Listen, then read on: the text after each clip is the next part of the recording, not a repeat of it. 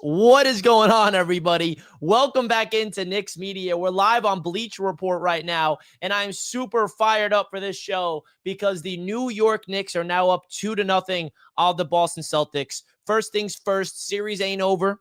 I totally understand that, and I also wanted to make sure that everybody stops telling me and Knicks fans to stop celebrating, because all I remember is not a single soul in the NBA media, not a single soul in Celtics land gave the Knicks a chance in this series. So Knicks fans have every single right to be excited right now and be pumped up that our Knicks are up 2-0 on the road against the Boston Celtics. You still got a long way to go. You got to win 2 more games to get back to the Eastern Conference Finals for the first time in 23 or something years like that. So big shout out to everybody tuning in right now, because there's so many people that deserves their credit, deserves their love in this game last night, man.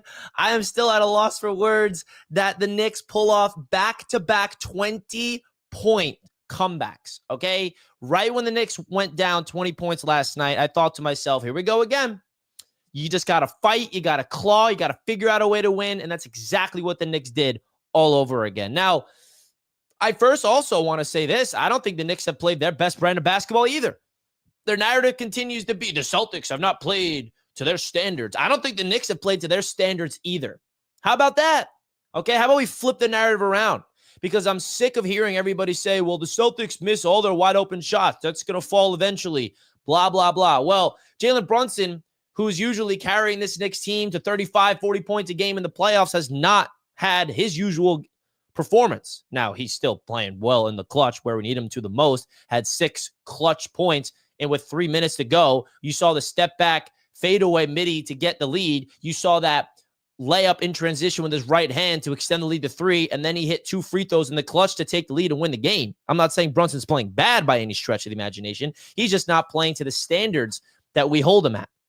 So with that mixed in with Karl Anthony Towns still not unlocking his full game, OG Anunoby had an off night offensively. Mikal Bridges played terribly for 3 quarters, and then he goes crazy in the 4th quarter for 14. Can you imagine what this Knicks team looks like if everything clicks for 48 minutes? Why are we talking about that? Why are we only talking about the Boston Celtics being ice cold and they're not playing their best brand of basketball? So I got to be the one to do it. Also got to give a shout out to Tom Thibodeau, man, because this man takes heat from Knicks fans across the world during the rough times, and they do not give him the praise when he deserves it, and I'm going to be the one to do it. I'm going to be the one to sit here and say Tom Thibodeau deserves love, because the defensive game plan against these Boston Celtics has been fantastic, okay? The entire game, in Game 1 and Game 2, I think the defense has been flawless. Absolutely. Now, of course, are there some breaks going our way with the Celtics missing some shots? But I really do think the presence and the identity of the Knicks, especially Mitchell Robinson and Deuce McBride and OG Anunoby and all the guys, Mikal Bridges defensively, switching, adjusting, getting to their spots defensively, playing on a string, communicating. That's Tom Thibodeau. What they're doing is they're clogging the lanes to the basket to force the Celtics to shoot. They know that the Boston Celtics live and die by the 3, and the Knicks are taking a gamble defensively with their game plan, like, all right, go shoot, because we're not going to let you score down low. We're going to build a wall. We're not going to let you get to the basket. And how about that last possession? Mikal Bridges with the steal again.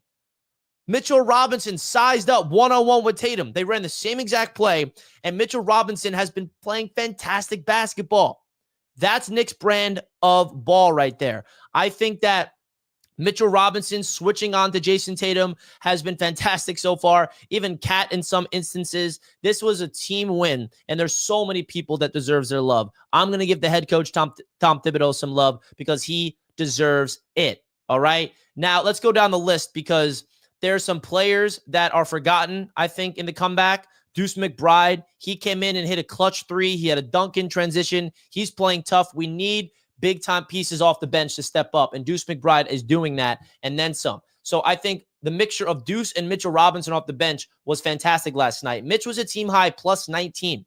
And the Celtics are not just fouling Mitchell Robinson to get him to the free throw line. They're fouling him to get off the court. They're fouling him before they're even in the bonus because they know if they start fouling Mitch, Thibodeau is going to sub him out. And can I give Tibbs a quick tip of the cap real quick? I remember this play precisely last night. That was a chess match right there, right? So the Celtics had 2 fouls until they're in the bonus. So they hack Mitchell Robinson. And instead of subbing OG in the game, Tom Thibodeau knew the Celtics had another foul to give. So if they fouled Mitch again, he's not shooting free throws. The ball will be out of bounds, and the Knicks then will be able to get in the bonus. The Celtics will be in the bonus, so the next foul that they create would be a free throw. So he keeps Mitch in the game. They foul Mitch, and then they sub Mitchell Robinson out. So now the Celtics are like, all right, we fouled Mitchell Robinson twice, and now we're in the bonus, and we're in foul trouble, right? I think that was a small little thing I like from Tom Thibodeau, playing chess a little bit, playing some mental games. And I think the Mitchell Robinson effect is real. His physicality, his strength, hustling for loose balls. What a great story. Mitch is the longest tenured New York Knick, drafted in 2018, a raw prospect who did not even go to college, and he has developed his game. So many Knicks fans gave up on him because of his injury history, and I understand that. But boy, oh boy, I did not want the Knicks to trade away Mitchell Robinson for this reason at the deadline. Because when he's on the court, remember, years ago, when we beat the Cavaliers in round number 1, Mitch was a big reason for that series success. Last year against Philadelphia, neutralizing Joel Embiid, Mitchell Robinson, big reason why we won that series. And Mitchell Robinson right here, right now, is impacting this series tremendously, to the point where Boston can't even fathom him being on the court. Like, get him off the court, man. We can't have this guy. He's annoying us. So that right there deserves some love, man. And now it's time to talk about the man of the hour, in my opinion, the X factor of the game, Mikal Bridges. Mikal Bridges was fantastic, folks. Mikal Bridges went out there and put up 14 points in the fourth quarter. The guy struggled for 3 quarters, didn't have a single point, and he saved it all the way to the clutch, saved it all the way to the fourth quarter. And not only the offense woke up, but the defense helping on Jason Tatum, trapping him baseline, and getting yet another game-winning steal. Mikal Bridges is proving that his role with this team is not to be a star. He is a role player that is thriving in his role. And being a role player is not a bad thing. It's not a knock. For example, the Boston Celtics have a very good role player in Derek White. He's a fantastic player for the Boston Celtics. Mikal Bridges is our Derek White. I'm not comparing the two players at all. I'm just talking about being a third, fourth option on a really good, successful basketball team. So I think Mikal Bridges staying confident, and also you hear Bridges postgame talk about it. What do you credit? Like, how do you stay locked in? He said his teammates and his coaches keep his confidence high. And you know what else I noticed about Bridges? All of his teammates, they go out of their way to publicly endorse Mikal Bridges.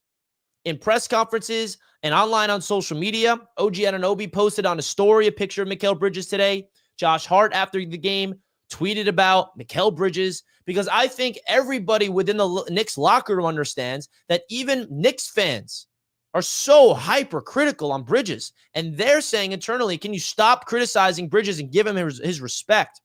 And I think the big reason for that is the amount of picks we gave up. We elevate the expectations of Bridges to be this like superhero. He doesn't need to be a superhero. That's why we got JB. That's why we got Cat. Like, he's being a star in his role, and it has been a joy to watch this guy become a Knick, and he's having his Knick moments. Those steals against Brown in Game 1, Tatum in Game 2 to ice the game is going to be looked at in Knicks history forever if the Knicks come away with the W in this series, man. I'll tell you that much. If the Knicks clinch the Eastern Conference Finals, go to the Eastern Conference Finals for the first time in 24 years, we beat the Celtics, which we are the favorites to do now, it's going to be because of those plays, man. That is fantastic. Now, I do understand that the Boston Celtics are a very good team on the road, and they're probably going to start getting rhythm eventually. Like, their shots are going to fall eventually. What about the Knicks shots? That's what people keep forgetting. If the Celtics shots are going to fall eventually, don't you think the Knicks shots are going to fall eventually? A big reason why the Knicks have fell down 20 points in the first 2 games is because of the Knicks' lackluster of offense. And we all know this Knicks team very well by now. Throughout the whole season, our offense has been a strength, and the defense has been lackluster. I will take all day, any day, the defense in this series to be the reason why we're winning. And that's how we won the game. Our defense has won these games. Even when we're down by 20 points, the defense is stepping up.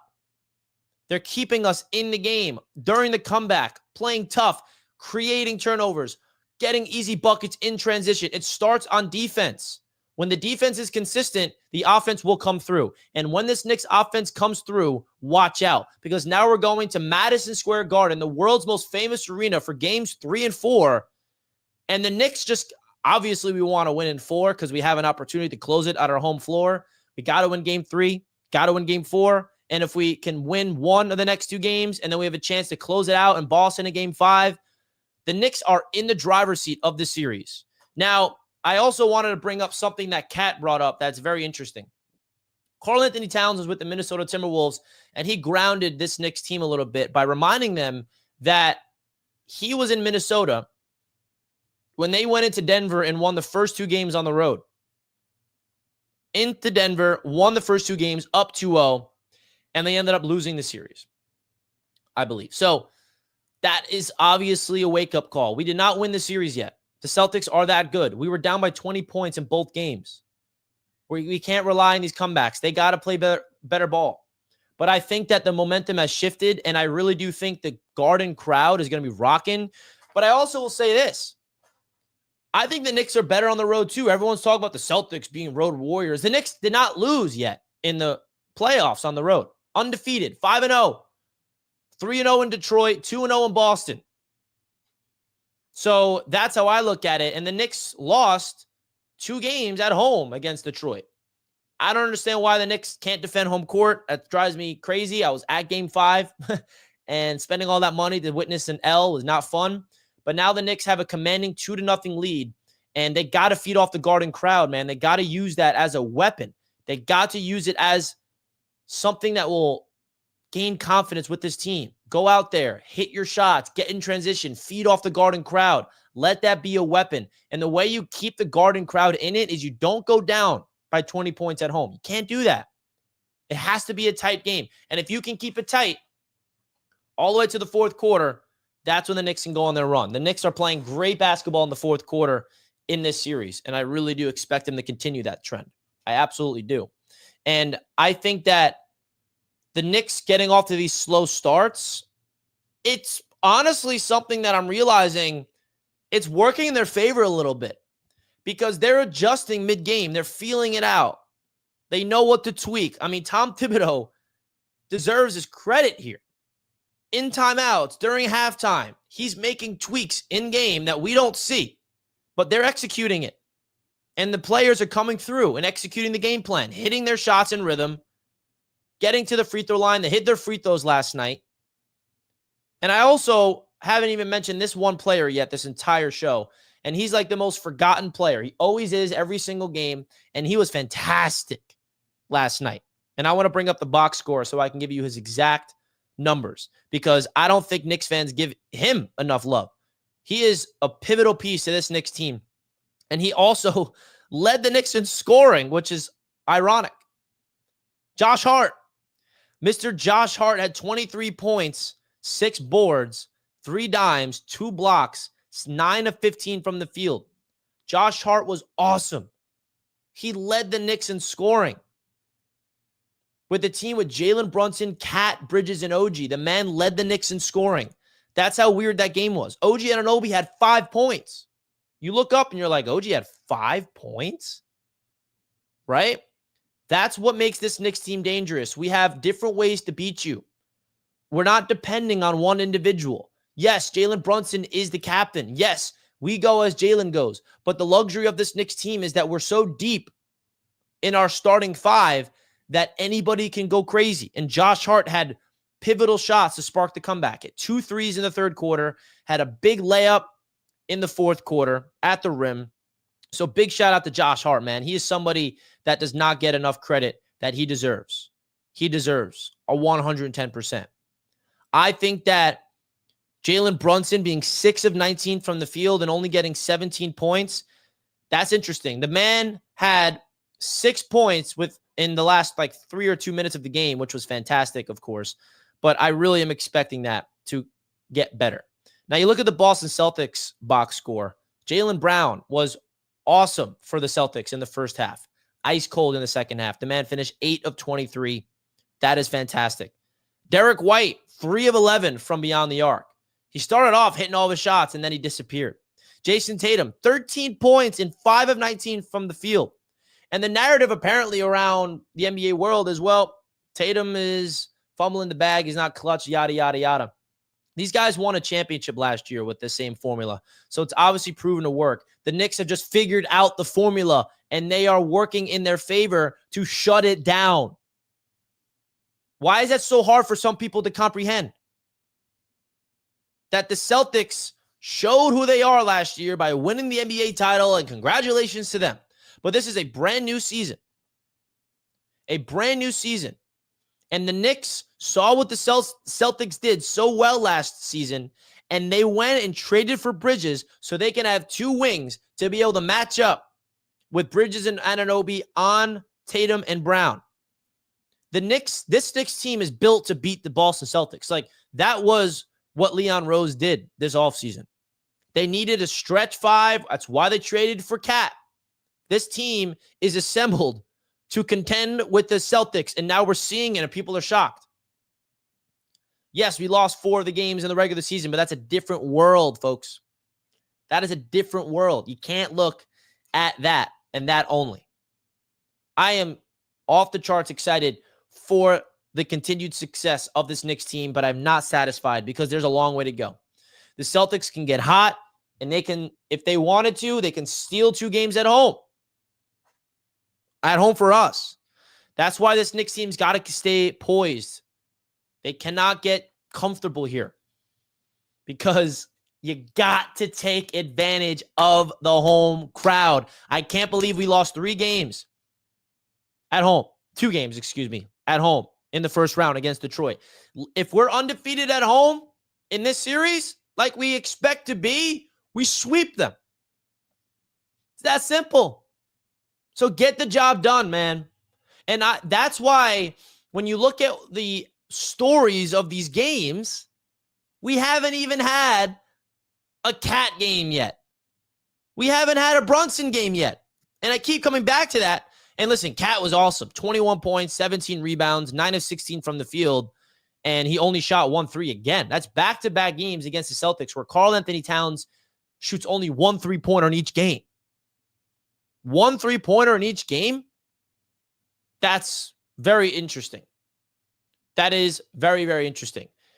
And, listen, there are some Celtics fans showing some respect, okay? And a big shout out to some Celtics fans that's showing some respect. Because I feel like all I've heard from Celtics fans is disrespecting us. They just move the goalposts. Oh, Celtics in 6 now. Like, you guys are peasants. You guys are the Knicks. We're better than you. The arrogance of some Celtics fans. So I really do respect some Celtics fans coming on here and showing some love because it's very rare in this world of this series, man, for 100%. And I appreciate that, man. I really, really do. I really, really do. So you guys let me know in the chat, what's your level of confidence of the Knicks winning this series and in how many games? Because I think the Knicks do have a chance to go crazy and finish this in 4 or 5. And I don't know if that's going nuts or what, but what do you guys think? Do the Knicks have a chance to win this series in 4, or will it go to 6? Will it go to even 7? Anything's possible with this great team in the Boston Celtics. But I don't have that mindset. I'm going into the rest of this series with the confidence of this Knicks team being able to close it out on our home floor because why not? Because why not? If Mikal Bridges can figure out a way to play basketball for 48 minutes instead of 1 quarter, we're a different animal. If Karl-Anthony Towns starts shooting the ball from downtown a little bit more and getting his confidence, we're a different animal. If Jalen Brunson stops waiting until the 4th quarter to become the fantastic player that he is, watch out. If OG, I can keep going. That's why I'm matching the same Celtics energy of the people with the narratives of, oh, the Celtics are not playing to their standards. The Knicks are not playing to our standards offensively. So miss me with all of that. Okay? We have not even seen a Jalen Brunson legacy game. Oh, it's coming. You know it's coming. Jalen Brunson has proven to be one of the best players in the NBA playoffs. Last year and this year, back-to-back seasons for the New York Knicks. 3 years in a row, actually. Jalen Brunson, it's only a matter of time until he gets his confidence, and when he feels the Garden energy, the Garden crowd, woo-wee. If you're going to the Garden, I want to hear Jalen Brunson chants. Jalen Brunson. I want to hear Mikal Bridges chants. I want to hear Tom Thibodeau chants out there at MSG. Are you kidding me? Because these Boston Celtics, they're a very good basketball team, man. And the way that they're assembled is scary. And the Knicks are taking advantage of them being ice cold. And it's okay to admit that the Celtics are cold and the Knicks are taking advantage of it. Full advantage of it. Pritchard was hitting big threes, but then he got cold down the stretch. Kristaps Porzingis is a little ill right now. I'm not going to cry I'm sorry, you're sick, Kristaps. It's the playoffs. He's playing, but boy, oh boy, that is no excuse. Absolutely not. So you look at all the components that's factoring into this Knicks team being up 2-0, and you look at all of the narratives heading into this series, we have a reason to be pumped up as Knicks fans because of all the people, including people in the Celtics world, completely discrediting the Knicks as a contender in this series. The amount of disrespect heading into this series was out of control. Out of control. They deserve to get swept. If I'm being honest, I've never met a more arrogant group of fans and media in my life. And I get it. You won the championship last year. If that's what it takes to become that arrogant, okay. I mean, maybe if the Knicks somehow win the whole thing this year and our fan base becomes that version of the Celtics next year, we become arrogant that we can beat everybody at any given moment, maybe that's what happens. But, oh my gosh, the Celtics fans and their TV analysts and people within the Celtics community, they just constantly disrespect the Knicks. Even after game 1 and 2, the Knicks up 2-0. They're like, Celtics in 6, bro. We're just doing this to make this interesting. You guys are bad. You guys are bad. Like, are you kidding? You can't even give us any respect. That's why I have so much respect for the Detroit Pistons and their fan base and their community, because the Pistons and Knicks fan base, they went after each other as you should during a series, but it was nothing but mutual respect afterwards. And listen, it's different. New York and Boston, there's a deep-rooted rivalry between these two cities. Oh, it's deep. Beyond basketball, baseball, football, every sport, hockey. I mean, the rivalries between New York and Boston is legit, which is why this is coming out a little bit. Because Boston has this arrogance over New York that we own New York in all sports. They think New England Patriots, we own the New York Jets. Boston Red Sox, they try to own the New York Yankees. Not really the case, in my opinion, and I'm a Mets fan. So the Boston Celtics, we own the New York Knicks. That's their mindset with all their sports. Miss me with it, because the New York Knicks are here and they're only getting better from this point on. You gave this Knicks team this level of confidence now, this level of momentum. Do you have any idea what they can accomplish with some momentum and some confidence now? Because they're not pressing now. The Celtics have to press. The Celtics are going to be playing desperate on our home floor. They're going to feel like if we don't win game 3 and go down 3-0. Now, I also want to remind people this about the Celtics. 2 years ago, they were down 0-3 against the Miami Heat in the Eastern Conference Finals.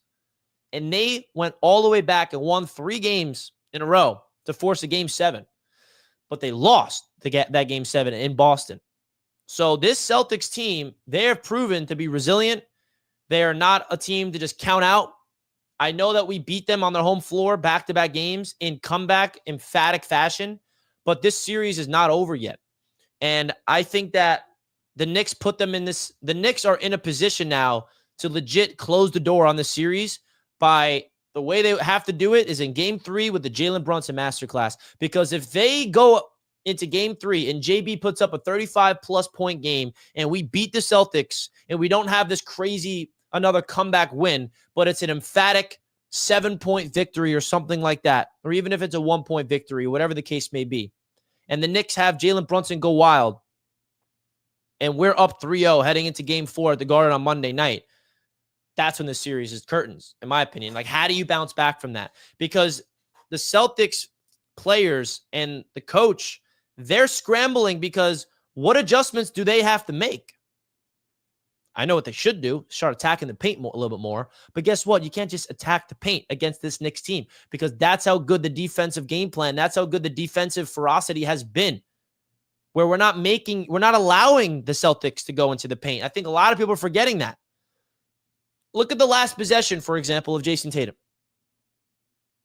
The first play, it worked fantastically, right? Jason Tatum had the ball, went coast to coast in a blink of an eye to take the lead. And then when Jalen Brunson hits that second free throw to take the lead, Mazzulla decides to not call a timeout because he wants Brunson to stay in the game defensively, and they want to run the same exact play. You run the same exact play, but now the Knicks are prepared for it. Mitchell Robinson and OG Anunoby are waiting for you at the three-point line instead of the half court. And Jason Tatum does not get a running head start. And Mitchell Robinson is somebody that can actually guard a player like Tatum one-on-one on the perimeter. You forced him left, forced him into the baseline. OG and Mikal Bridges traps him. Like, people are forgetting that Tatum had a chance to win the game. And Tatum tried to pass it to Jalen Brown, by the way, who had plenty of time to get a wide open mid-range shot off for the win. But Bridges was right there. If Bridges did not get that steal and Brown caught it, he would have had 3 seconds to dribble and put up a mid-range shot for the win. Now, they were ice cold, so there's a chance that he misses. But as Jalen Brown, he could have hit that shot and won the game at the buzzer. But no, the Knicks came through in the clutch on the defensive side of the floor. And I said heading into the playoffs, the Knicks are going to live and die by the defensive side of the floor. If they want to go on a real playoff run, it's going to be about their defense and their defense only, because I got confidence in their offense. I understand what Cat's capable of. I get what Brunson can do, but their defense was so hit or miss all regular season long. And this defense has been fantastic. Even against Detroit, it was awesome, man. The defense has been, oh my gosh, because I think their philosophy is working. They're getting in the Boston Celtics' heads, daring them to shoot, clogging the paint, switching Mitch and Cat onto Tatum on these screens.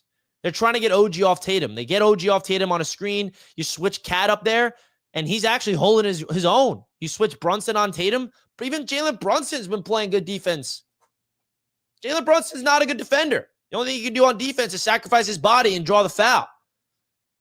Like, this whole Knicks team is having this aura about them that is so awesome. It's embodying what New York is all about. Grittiness, toughness, scrappiness, resilience. They're embodying what this Knicks team is all about, man. Oh, my God. It feels so good. But job ain't finished. And we got to keep that mantra up if you're a Knicks fan. Enjoy Game 1 and Game 2's wins. Enjoy the fantastic comeback fashion. But this Celtics team is that good where if they get confidence and they start hitting their shots from 3, the Knicks are going to have to match it because there's still 2 more games. Think of it like this, folks. The Knicks have 5 more games left to win 2. You win 2 of the next 5 games, you are in the Eastern Conference Finals. And I know that's projecting into the future that there's going to be a game 6 and 7. And we prefer to just stay home and win this game on Saturday and Monday and close the curtains in 4. But I can't sit here and be like, I'm expecting a sweep. But why not? Knicks in 4 until proven otherwise. Knicks in 4 until proven otherwise. I understand Boston can easily come out there, guns blazing, and hit every single shot and all of a sudden hit 25 3-pointers and send the Knicks home on Game 3. And all of a sudden the series is now 2-1. I get that. But Game 3 is really, I don't want to say it's a must-win for the Knicks, but if the Celtics come in Game 3 and steal that game at MSG, Game 4 is going to be important because then if they tie the series and they beat us in back-to-back games in MSG, we're right back to square one. Woo! So let's go, Knicks. Shout out to everybody tuning in on Bleacher Report. Much love to everybody. This Knicks team is dangerous, and we're coming for you, Boston. Job's not finished. Let's go Knicks, baby. Let's go Knicks.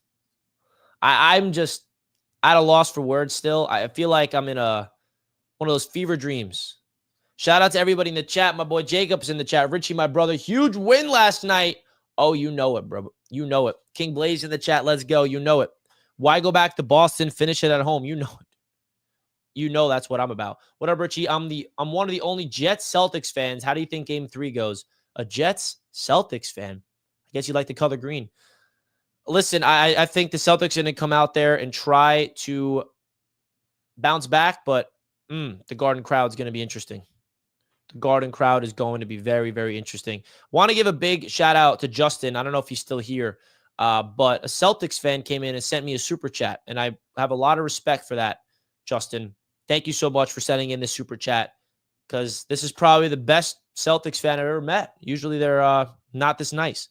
So thank you to Justin, and salute to you. Respect to you, my guy. Corey's in the chat. Richie, salute. What a great day. Win. Love you, bro, always. My guy, Corey, love you as always, my friend. Always much love to you. Always, always, always. I can't even fathom what's happening, but we got to keep the momentum going. You know that I'll be live for game number 3 on this channel, folks. So do me a favor. If you did not already, subscribe to the channel. Hit the notification bell. If you did not already, by the way, I would greatly appreciate that if you can subscribe to the channel. We are going to be live for Game 3 on Saturday, and you know that's going to be a lot of fun. I'm 2-0 in the watch parties, so we're going to try to keep up the momentum. We're going to try to keep up the momentum on these watch parties, and you guys are making it a lot of fun. You guys are making it a lot of fun, and I feel like the Knicks are going to go do that. And you see on your screen here, the watch party is going to be epic. So come on through and subscribe and join the Knicks Media community by simply subscribing to the channel, folks. Cannot thank you guys all enough for supporting me here, because the watch parties has been fantastic. If you guys did not see my compilation of last night's highlights, go check it out. It was crazy. And we expect more energy on Saturday in this one. So make sure you guys go check out that. Hit the like button on this show right here. Thank you guys so much for tuning in. We're going to wrap it up here. Enjoy your Thursday evening, and let's get ready for Boston on Saturday all over again. Let's freaking go, man. Hit that sub button, and we love you all. Shout out to everybody in the chat right now. Let's go. Much love to everybody. Let's go Knicks. Peace out.